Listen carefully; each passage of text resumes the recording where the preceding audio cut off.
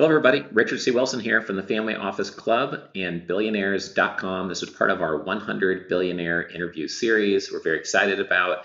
Today we have with us Michael Lee Chen from Portland Holdings. And we're excited to have Michael here. I know this interview is going to be great, and I hope that one day we do a fireside chat on stage regarding the frameworks that Michael lives by. So excited to jump right into this interview. So thanks for being with us here today, Michael. And I want to start out with talking about things to avoid. Basically, what's the number one most costly mistake that you've made or seen other investors make that could easily be avoided by somebody hearing it from you in this interview? I think it's not inspecting what you expect from agents vigilantly. You see, that principal agent problem is the source of 99.9% of all problems that you'll come across in business.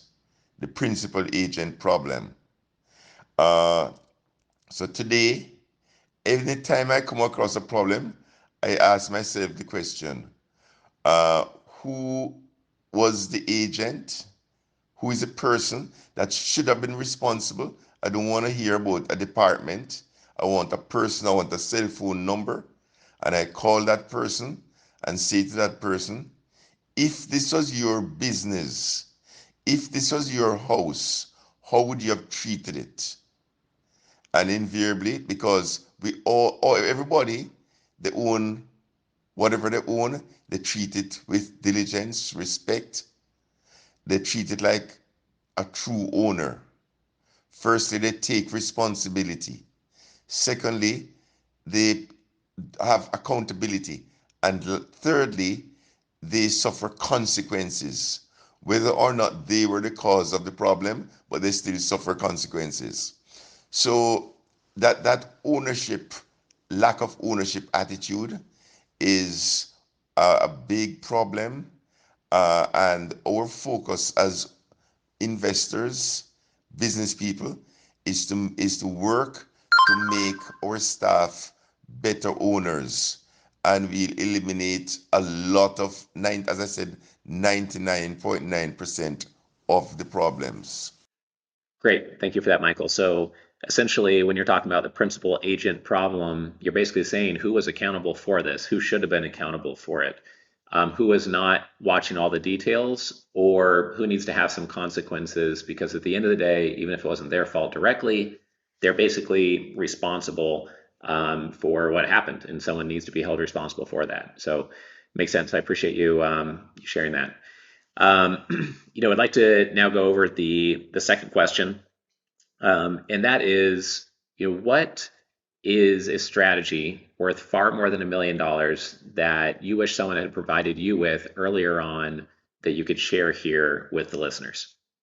Early on, I'm 73, but anyway, it's just governing your life by frameworks for everything, so that you can minimize emotions.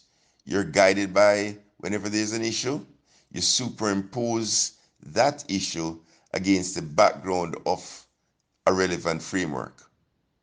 Uh, in my case, the most relevant one is if I want to achieve success in any area, any endeavor, I default to the following framework. Identify a role model. Secondly, kneel at the role model's feet. Role model, how did you do it? Get the recipe. And thirdly, don't change the recipe. Do exactly the same.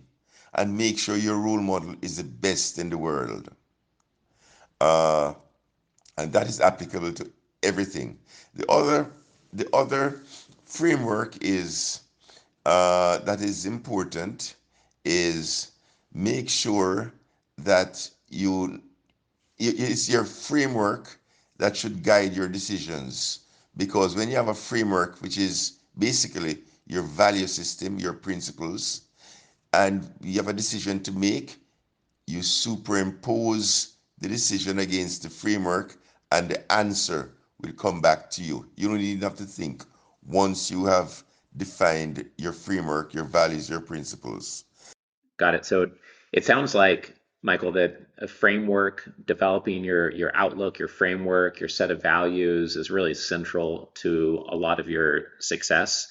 And I see that, essentially finding a role model that you can emulate, you can figure out a recipe for your industry or what you're trying to get done, and then following that seems to be really central. And I like thinking about it as a framework. We talk about billionaire mental models and scaling strategies quite a lot here, and you hear a lot of people talk about values. We just did a second gen billionaire interview where we talked about values determining everything they do, but looking at it really as a framework, I think, is a great way to phrase it.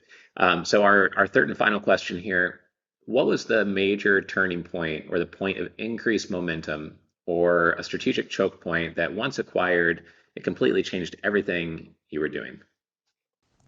In my case, uh, I identified early that when I was 32, that we're in a consumption boom. This is 1983. I'm a member of the baby boomer community, and baby boomers were the largest cohort in the North American population. So whatever we do, we there goes the economy. So I at in 1983 I was 32. So I asked myself, what do 32-year-old families do? And my answer was, right now they're in the process of buying a house, buying a car, buying furniture. They're consuming. So we're in a consumption boom right now in industry. But you don't create wealth by doing today what everybody else is doing. You create wealth by doing today what everybody else will be doing tomorrow. So in 83, at 32, I thought, okay, what are people going to be doing tomorrow, 10 years from now? Baby boomers, because we're the largest cohort in the North American population. Well, 10 years from now, I'll be 42. And then all of a sudden, I'm going to say to myself, oh my gosh, Mike, people age 42, your cohort, they've been busy consuming. They have not saved enough, 23 years to retirement. So there's coming a saving and investing boom. So how best to participate in that? You can buy shares in a bank, but you could that in that way you could suffer from underwriting losses, loan losses. You could buy shares in an insurance company, but through that you could suffer from underwriting losses, or you could buy shares in a wealth management company. Bingo. So I started loading up on wealth management personally. I loaded up my front pockets, my back pockets, my side pockets, and then I called everybody and said, look, this is what you should be doing.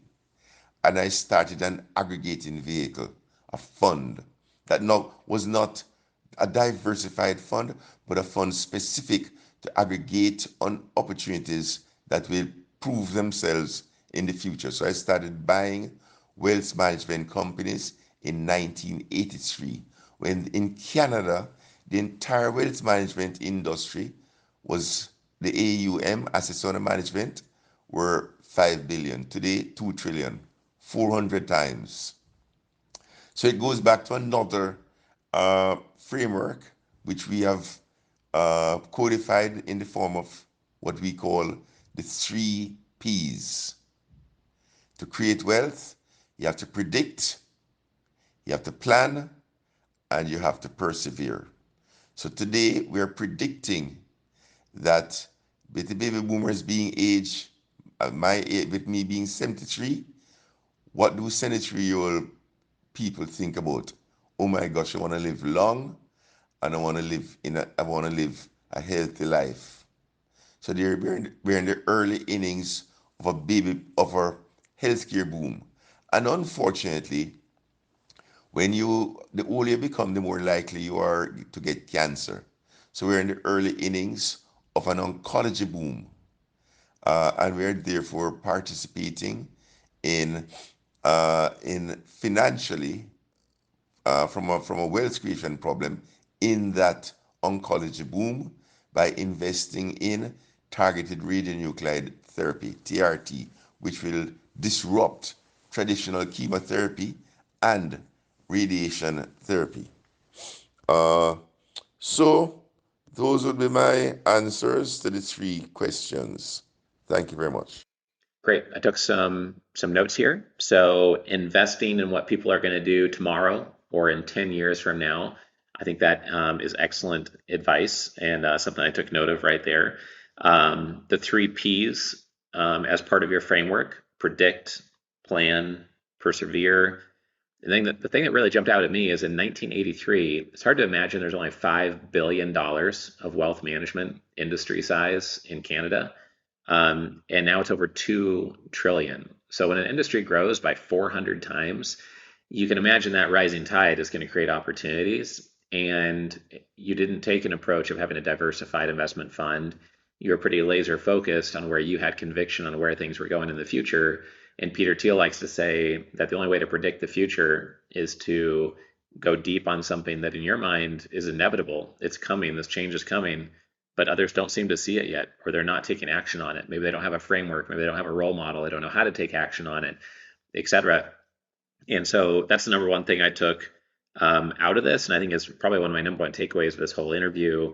How do you find opportunities where something is going to grow not just by 100%, but grow by 4,000%, grow by 50 times, 100 times, 400 times larger than it is now over 15, 20 years, and position yourself as number one in that space and be laser focused using a framework and role models that give you that recipe for success. So this was awesome. Really appreciate it, Michael. Appreciate your time with us here today. This would make for a great fireside chat on stage at one of our events coming up. So I hope to see you there sometime. Take care.